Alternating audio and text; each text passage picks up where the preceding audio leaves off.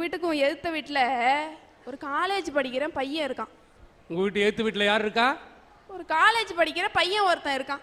நினச்சேன்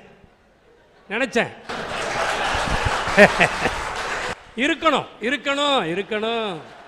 உங்களுக்கு ஏன்னு வயிற்று எரியுது? என்ன வயிற்றுச்சலா? என்ன கொடுமைன்னா இது? உன் வீட்டு எதிர்த்தாப்புல ஒரு காலேஜ் பையன் இருக்கிற மாதிரி என் வீட்டுக்கு எதிர்த்தாப்புல ஒரு காலேஜ் பொண்ணு இருந்தா நான் ஏமா வயிற்றுச்சல் எரிய போறேன்? காலேஜ் பொண்ணு இல்லைன்னா கூட பரவாயில்லண்ணே, 2 கிழவிங்க இருக்காங்கண்ணே எதிர்த்தாப்புல. இன்னைக்கோ நாளைக்கோ ஈத்துக்கிட்டு இருக்கு. நான் 2 நாள் பார்ப்பேன், 3வது நாள் நானே போட்டு தள்ளுவேன்.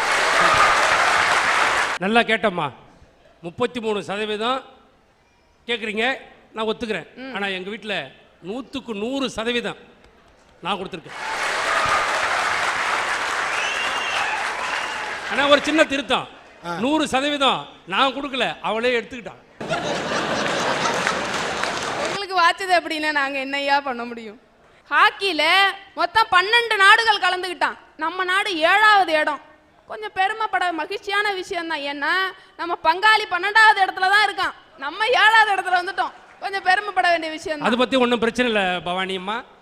நம்ம நாடு ஹாக்கியில் 7வது இடத்துல இருந்தா, 9வது இடத்துல இருந்தா, கபடியில் மட்டும் நம்ம ஆளுங்க தான் இன்னைய வரைக்கும் மெடல் வாங்கிட்டு இருக்கோம்.